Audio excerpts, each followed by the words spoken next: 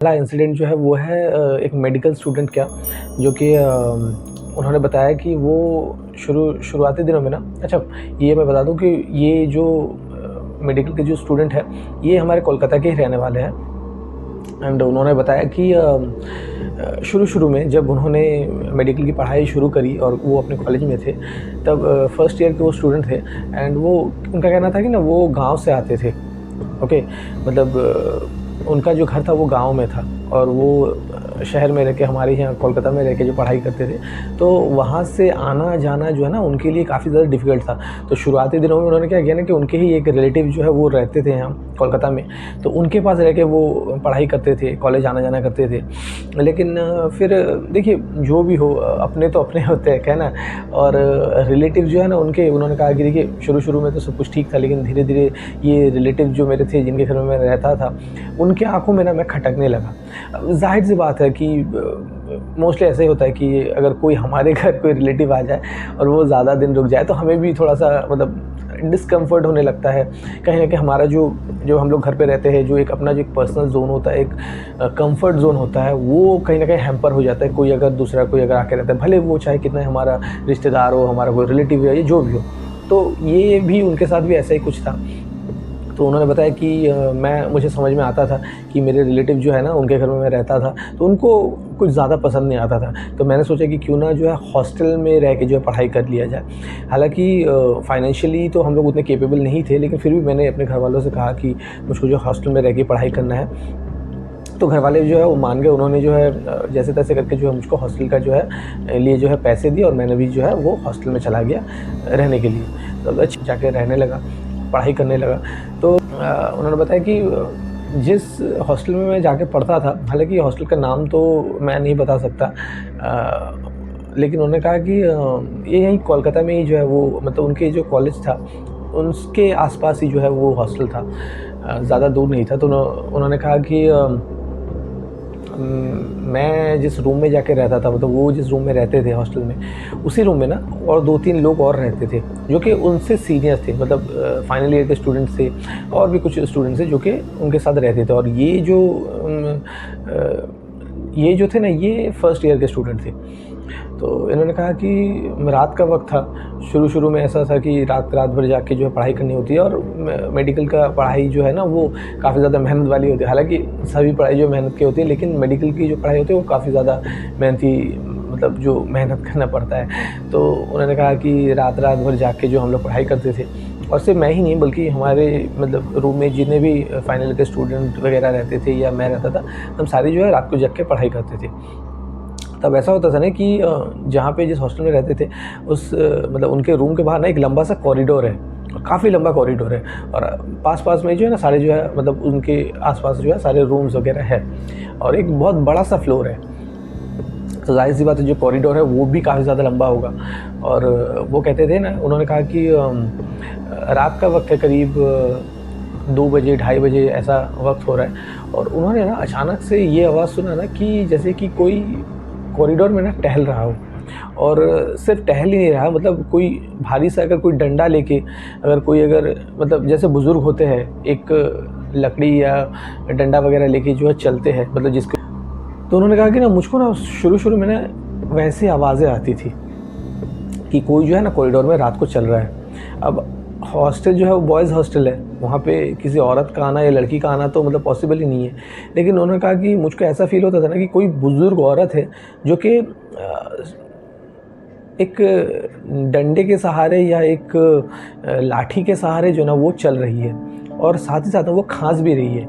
और इससे ना मुझे साफ-साफ पता चल रहा था कि वो एक औरत है, और काफ़ी बुज़ुर्ग औरत है। तो पहले तो उन्होंने कहा कि मुझे काफ़ी ज़्यादा घबराहट लगा।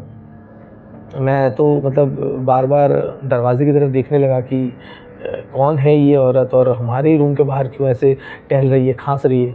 तो उन्होंने कहा कि जो साथ में जो स्टूडेंट्स जो रहते थे, जो सीनियर जो भैया वगैरह जो रहते थे, उनके सीनियर जो स्टूडेंट्स थे फाइनल ईयर के, उन्होंने ना, उनको ये सारी बातें पता थी, मतलब क्या होता है, नहीं होता। तो उन्होंने कहा कि जब मतलब उन्होंने बताया कि देखिए ऐसे-ऐसे आवाज़ें आ रही है, तो जो बाकी लोग थे उन्होंने कहा कि तुम इन सब पे ध्यान मत दो, तुम अपना पढ़ाई करो, ये सब कुछ भी नहीं है, और उन्होंने इग्नोर कर दिया। ये तो शुरू-शुरू में था। फिर धीरे-धीरे ऐसा होने लगा कि ऐसा लगता था ना कि जो रूम के बाहर ना कोई जो स्ट्रेचर वग़ैरह होता है ना, जिसमें पेशेंट को लिटा के ले जाया जाता है, वैसा ही एक स्ट्रेचर जो है ना, वो रूम के बाहर ना कोई घसीटते हुए लेके जा रहा हो। अब ज़ाहिर-सी बात है, बॉयज़ हॉस्टल है, वहाँ पे स्ट्रेचर का क्या काम है? वहाँ पे तो स्टूडेंट्स जो रहते हैं सिर्फ़, वहाँ पे कुछ मतलब मेडिसिन का या मेडिकल का जो है कुछ लेना-देना है नहीं। तो उन्होंने कहा कि मुझको ना अक्सर ऐसे आवाज़ें आती थी, और सिर्फ मुझे ही नहीं, हमारे रूम में जितने भी लोग रहते सबको आती थी। लेकिन कोई भी इस पे ना ध्यान नहीं देता था, सब लोग जो अपने मतलब पढ़ाई में ध्यान देते थे, अपने-अपने जो है ना मौज-मस्ती में रहते थे। लेकिन मैं ऐसा था ना, मुझे ना मतलब मैं रह नहीं पाता था। मुझे बहुत ज़्यादा क्यूरियोसिटी होता था, मुझे बहुत ज़्यादा जानने के लिए ना उत्सुकता होती थी कि कौन है बाहर।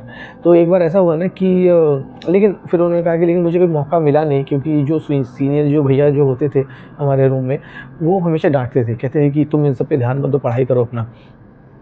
तो मैं कभी देख नहीं पाया दरवाज़ा खोल के कि कॉरिडोर में कौन ये सारी हरकतें कर रहा है, वो भी आधी रात को। दिन भर ऐसा कुछ भी नहीं होता था, लेकिन आधी रात को ये सारी चीज़ें होती थी और साफ-साफ सुनाई भी देता था, समझ में आता था।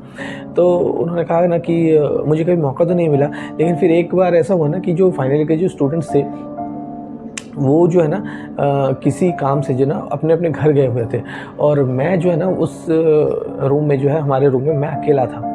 और ऐसा हुआ ना कि ज़ाहिर-सी बात है कि मैं अकेला था, तो मैंने क्या किया ना कि जो पड़ोस में जो रूम है ना, वहाँ पे जो मेरे दोस्त वग़ैरह जो रहते थे, उनको मैंने जो है अपने रूम में बुला लिया। तो उनमें से जो है ना, वो एक दोस्त जो है वो आ गया दूसरे रूम से मेरे रूम में। अब हमारे रूम में मैं अकेला नहीं हूँ, सिर्फ़ 2 लोग ही हैं।